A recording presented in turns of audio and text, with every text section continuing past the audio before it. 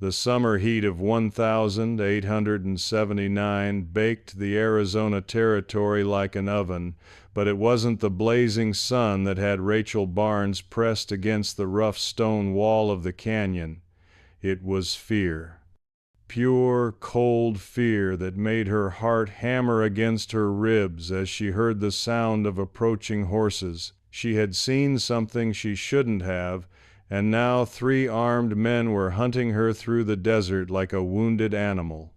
When the tall rancher appeared at the mouth of the canyon, blocking her only escape route, she was certain her time had come.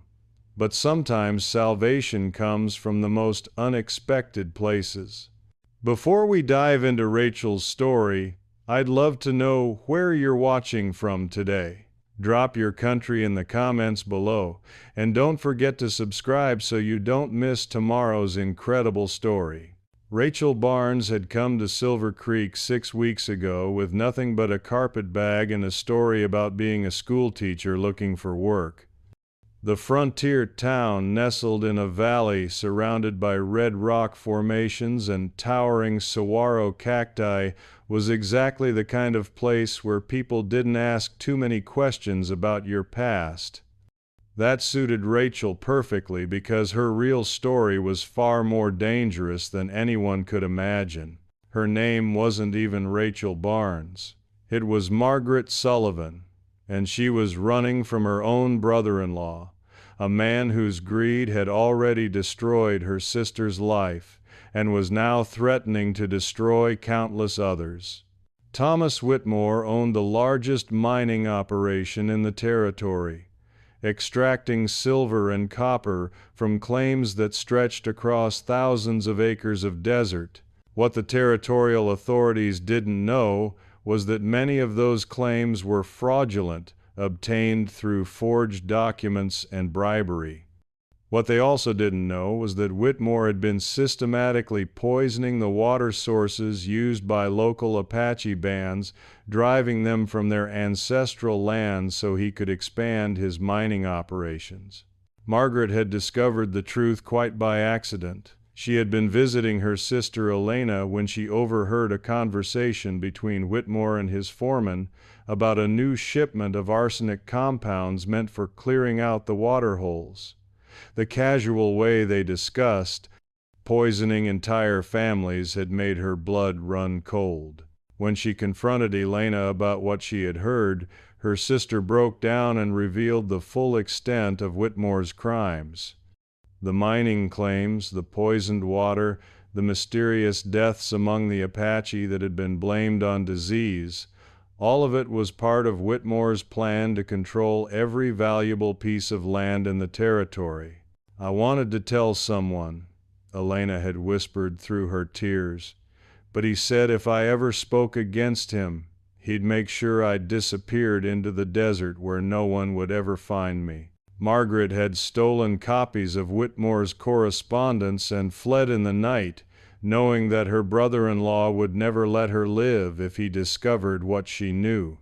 For 6 weeks she had managed to stay hidden in Silver Creek, teaching the local children and hoping to find someone trustworthy enough to help her expose Whitmore's crimes. That someone turned out to be closer than she had realized. Cole Harrison had been watching the new schoolteacher since the day she arrived in Silver Creek. At 28, he had built a successful ranch in the valley and had become the unofficial leader of the small community.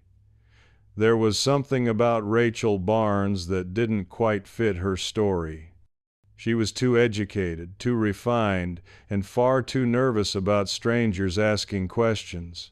More importantly, she flinched every time someone mentioned Thomas Whitmore's name, which was often since the mining magnate was one of the most powerful men in the territory.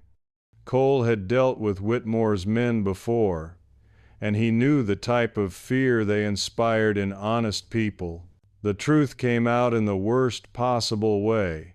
3 of Whitmore's hired guns rode into Silver Creek on a Tuesday morning, asking questions about a woman matching Rachel's description. They claimed she had stolen valuable property from their employer and that there was a substantial reward for information about her whereabouts. Cole happened to be in the general store when the men arrived, and he noticed Rachel's reaction when she heard their voices through the thin walls. She had gone pale as desert sand and was edging toward the back door with the look of someone preparing to run. The leader of the three men was a cold-eyed killer named Frank Dobson, known throughout the territory for his willingness to do any job if the price was right. When he described the thief they were hunting, Cole realized that Rachel Barnes was in more danger than he had imagined. After the gunman left town, Cole found Rachel in the schoolhouse, frantically packing her few belongings into her carpetbag. Her hands were shaking so badly she could barely fasten the straps. "They'll be back," she said without looking up. "Whitmore doesn't give up when someone has something he wants destroyed." "What did you take from him?" Cole asked quietly. For a moment, Rachel seemed to consider lying again. Then she reached into her bag and pulled out a bundle of papers. "Evidence of murder," she said simply. "My brother-in-law has been poisoning Apache water sources to drive them off valuable mining land. Entire families have died because of his greed." Cole read through the documents, his jaw tightening with each page. Letters discussing water treatment that was clearly poisoning, maps marking Apache camps for clearance operations, and correspondence with territorial officials who were being paid to look the other way. "This is enough to hang him," Cole said finally. "Not if I'm dead and these papers disappear," Rachel replied. "Whitmore has people everywhere, and he's not the type to leave witnesses." Cole made a decision that would change both their lives. "Then we need to get this evidence to someone who can't be bought. Fort Verde has a new commander, Colonel Matthews. He's got a reputation for honesty and the authority to launch a federal investigation." "That's over 100 miles from here," Rachel protested. "Whitmore's men will catch us long before we reach the fort." "Maybe," Cole admitted, "but staying here means certain death. At least on the trail, we have a chance." They left Silver Creek that night, riding north through terrain that was beautiful and deadly in equal measure. The desert stretched endlessly around them, broken by towering mesas and deep canyons carved by ancient rivers. Beryl cacti and ocotillo plants dotted the landscape, their stark silhouettes outlined against the star-filled sky. Cole knew the country well, having hunted and ranched in it for years. He chose a route that would keep them away from the main trails while still allowing them to make good time toward Fort Verde. But he also knew that Whitmore's men were professionals who wouldn't give up easily. The pursuit began the next morning. Cole spotted the dust cloud on the horizon while they were watering their horses at a small spring hidden among the rocks. 3 riders, pushing their mounts hard and gaining ground steadily. "They're good," Cole said grimly.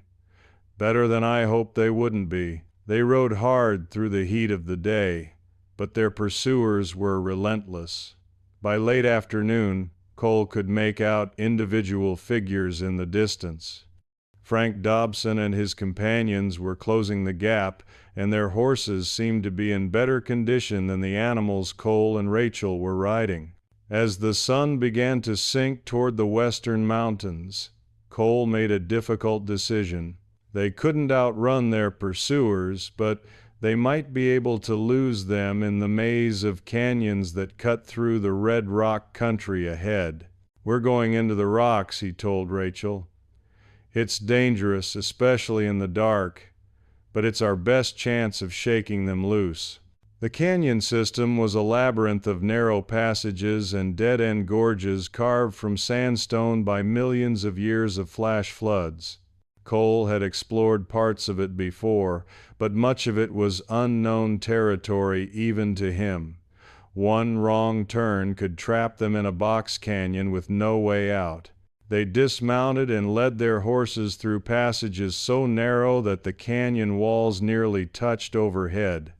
The sound of their footsteps echoed strangely in the confined space, and more than once Rachel had to fight down a surge of panic at the feeling of being buried alive in stone. Behind them, they could hear their pursuers arguing about whether to follow them into the canyons or wait for them to emerge. Dobson's voice carried clearly in the still desert air as he ordered his men to split up and cover the main exits from the rock maze. "We'll wait them out," he said.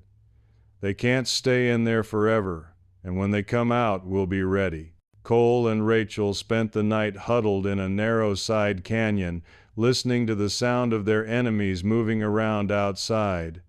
Their water was running low, and their horses were showing signs of exhaustion. Worse, Cole realized that Dobson was right. They couldn't stay hidden in the rocks indefinitely. "There's another way out," Cole said as dawn broke over the canyon walls. "But you're not going to like it." He led Rachel deeper into the maze, following a passage that grew steadily narrower until they were forced to squeeze through sideways. The walls closed in around them until Rachel had to fight down panic, but finally they emerged onto a ledge halfway up the canyon wall. "We'll have to climb," Cole said, pointing to a series of handholds carved into the rock face by some long-ago people. "It's about 50 feet to the top, but it's the only way out that Dobson's men won't be watching." The climb was terrifying. The handholds were worn smooth by centuries of weather, and one slip would mean a fatal fall to the canyon floor. But Rachel surprised herself with her determination, following Cole's lead as they inched their way up the vertical rock face. They emerged on the rim just as the sun cleared the eastern mountains, flooding the desert with golden light. Behind them, they could hear Dobson's men still searching the lower canyons, unaware that their quarry had escaped above their heads. "Fort Verde is still 60 miles north," Cole said, studying the landscape spread out before them. "But we're on foot now, and they'll pick up our trail once they figure out where we went." They walked through the morning heat, following dry creek beds and staying in whatever shade they could find among the scattered mesquite and palo verde trees. Rachel's city-bred feet weren't used to the rough terrain, but she pushed on without complaint, driven by the knowledge that capture would mean certain death. By midday, they could see dust clouds moving across the desert behind them. Dobson had found their trail and was closing in with the relentless efficiency of a professional manhunter. Without horses, there was no way to stay ahead of mounted pursuers for long. "There," Cole said, pointing to a cluster of buildings in the distance. "Hawkins' trading post. If we can reach it, we might be able to get fresh horses or at least find help." They ran the last mile, stumbling through the heat and choking dust, driven by the sound of approaching hoofbeats. The trading post sat beside a small spring that provided water for travelers crossing the desert, and Cole prayed that its owner would be willing to help strangers in trouble. Jim Hawkins was a grizzled former mountain man who had seen enough frontier violence to recognize trouble when it rode up to his door. When Cole and Rachel burst into his store, gasping and covered with dust, he took one look at their faces and reached for the shotgun he kept behind the counter. "Trouble coming?"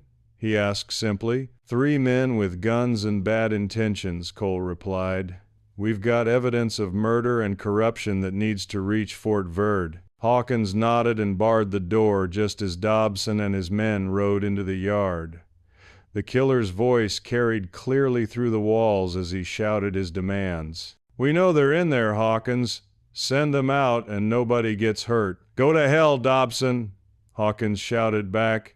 "You've got no authority here." The siege lasted through the afternoon, with Dobson's men taking positions around the trading post and occasionally firing shots to keep the defenders pinned down. But as evening approached, Cole realized that help was on the way. A patrol from Fort Verde, led by a young lieutenant named Brady, had been making routine rounds of the outlying settlements when they heard the gunfire. 20 soldiers in blue uniforms rode into the trading post yard just as Dobson was preparing to set fire to the building. Faced with overwhelming odds, the gunman had no choice but to surrender. Dobson tried to bluff his way out, claiming that Cole and Rachel were wanted criminals, but the evidence in Rachel's bag told a different story. Lieutenant Brady examined the documents by lamplight, his expression growing increasingly grim as he read through Whitmore's correspondence. "This is enough to hang a dozen men," he said finally. "Colonel Matthews will want to see this immediately." The journey to Fort Verde took 2 days, with the Army patrol providing protection against any further attempts at interference. Rachel found herself riding beside Cole, marveling at how much had changed since that morning when she had pressed herself against the canyon wall in terror. "What will you do when this is over?" Cole asked as they approached the fort's gates. "I don't know," Rachel admitted. "I can't go back to my old life, and I'm not sure I want to. This country has a way of changing people." "It does," Cole agreed, "sometimes for the better." Colonel Matthews proved to be everything Lieutenant Brady had promised: honest, competent, and outraged by the evidence of Whitmore's crimes. Within hours of their arrival at Fort Verde, telegraph messages were flying to territorial authorities and federal investigators in Washington. The trials that followed made headlines across the nation. Thomas Whitmore was convicted of murder, conspiracy, and fraud, and was sentenced to hang for his crimes. Elena was finally free from her husband's threats and testified against him with a courage that amazed everyone who knew her story. But for Cole and Rachel, the most important outcome was much more personal. The danger they had shared and their commitment to justice had forged a bond that neither had expected. 6 months after Whitmore's execution, Cole Harrison and Margaret Sullivan were married in a simple ceremony at the fort's chapel. Colonel Matthews performed the service, and Jim Hawkins served as witness, proud to have played a part in their love story.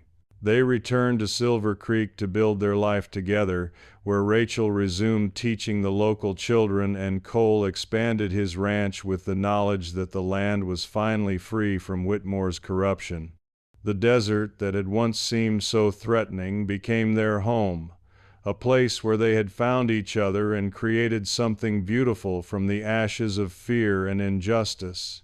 Years later, when people asked Rachel about her decision to risk everything to expose Whitmore's crimes, she would always say that sometimes courage isn't about not being afraid, it's about doing what's right, even when you're terrified. And Cole would add that the best things in life often come from the most dangerous journeys, especially when you find someone worth taking those risks alongside.